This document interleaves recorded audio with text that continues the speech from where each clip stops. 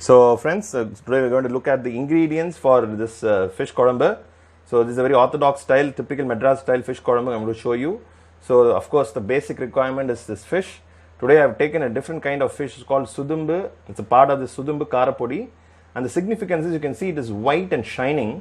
Okay, there is a medical significance to this fish, because any fish which is shiny, it has a lot of omega-3 fatty acids in it.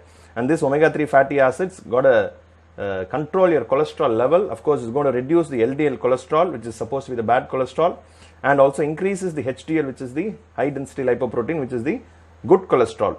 So definitely this kind of Sudumbu is got a lot of medicinal value, in the sense it has got this high omega-3 fatty acids, which is very good for. We've taken around 500 grams of this fish today. So for 500 grams of fish, we're going to use around 20 to 25 shallots, okay, because shallots are supposed to be more tasty when used in Kuzhambu rather than this big onions.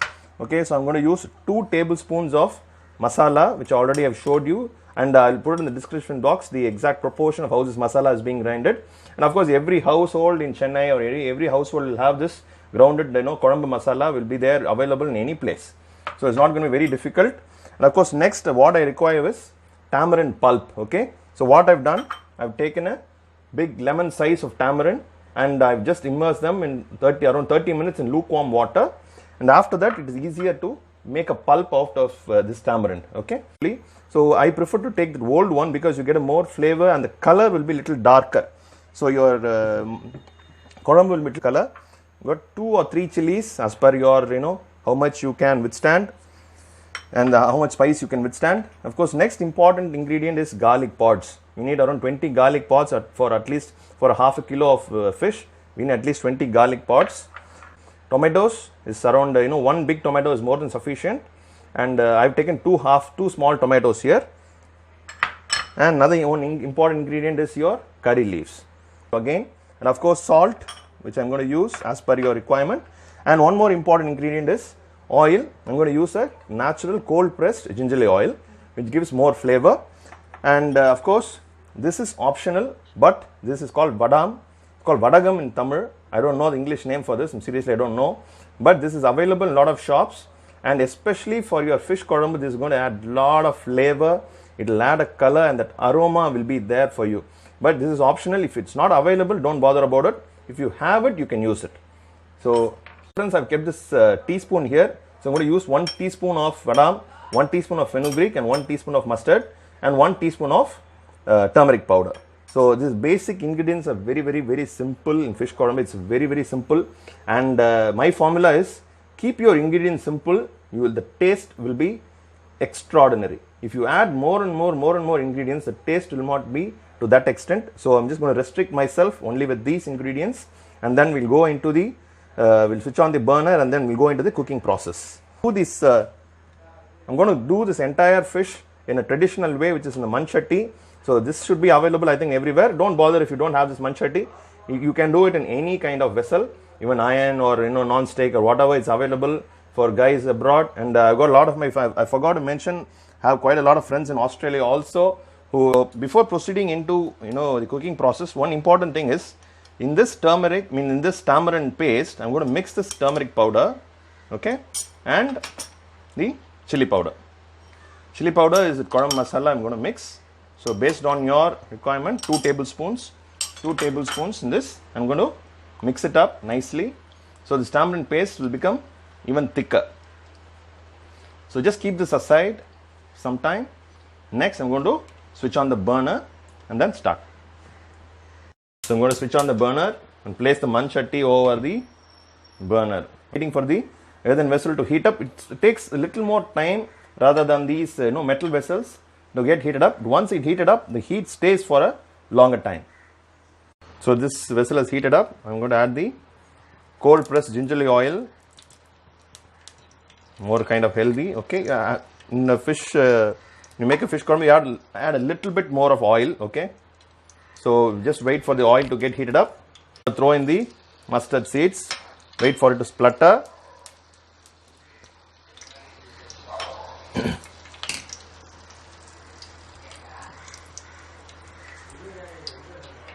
The mustard has splattered. I'm going to add in the fenugreek. Okay. Then I'm going to add into the curry leaves. So the curry leaves will start spluttering. Just give it a gentle mix. Okay. Then you can add in the badam. Badam will give you a lot of flavor, as I already told you. It gives you a lot of flavor and smell and aroma. It will be wonderful. Next, I'm going to add in the chilies. Okay.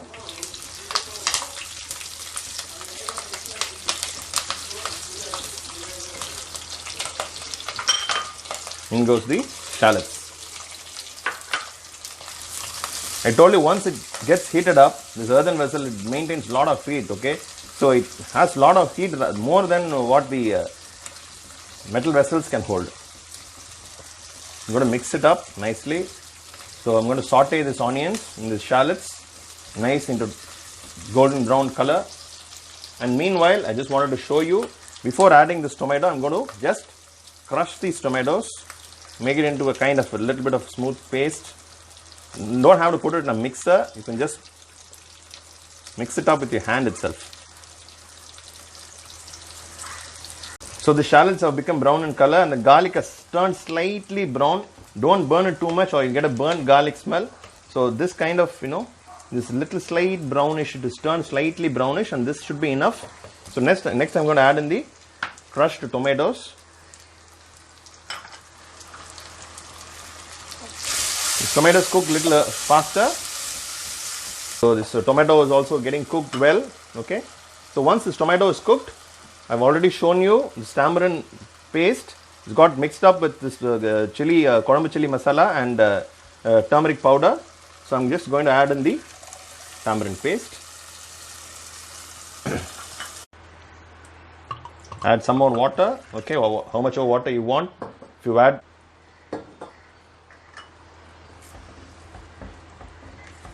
I think this is an ideal consistency because it's going to get thicker. And so far I have not added salt. See this boiling. Okay, so it's become slightly thicker. You can wait for another 5 minutes at least for it to become even more thick. Now this has become very thick. So add the fish one by one. It's going to cook very fast. So once you throw in the fish, you add the fish, you don't have to mix it too much. So you're going to mix too much, the fish is going to break. And it's not necessary you have to do it only with this kind of fish. It can be done with mackerel, sardines, varal, any kind of fish can be used. Because I prefer to always use the Kuzhambu or karapodi for Meen Kuzhambu because it gives a lot of taste to me.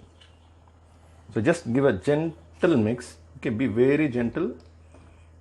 The fish is very, very soft. Already this fish is very soft. So don't have to mix it too much.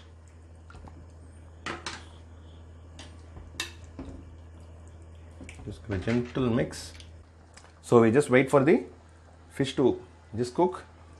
It's a very, very, very gentle mix. Once the fish goes in, it's going to be very gentle. Just one more minute. I'm going to switch off the burner and add in some coriander. See, it's boiling, so I'm just add in the coriander. Just add in the coriander. Switch off the burner and close it. Okay, so ideally this is the fish Kuzhambu. I'll just show it to you. See, and the fish is also very, very, very soft. So ideally this Kuzhambu should be prepared at least 3 hours before you take it with your meal. Okay, so that the flavor gets into the fish very well. You can use it immediately, but I would rather advise you to keep it at least 3 to 4 hours prior to your, whenever you're going to have your dinner or lunch, and then it will be more tasty. Of course, nethu vecha Meen Kuzhambu than taste, so it's going to add more taste to it. It's going to become more tasty tomorrow. So I'll just show you. Wow, it's awesome. So I hope you love this fish Kuzhambu and try to make it. So don't worry if you don't have this earthen vessel. Don't worry if you have this, you don't have this vadam or something. And whatever fish is available, you can still make it and enjoy your fish Kuzhambu. So thank you very much. Thank you so much. I'll meet you again.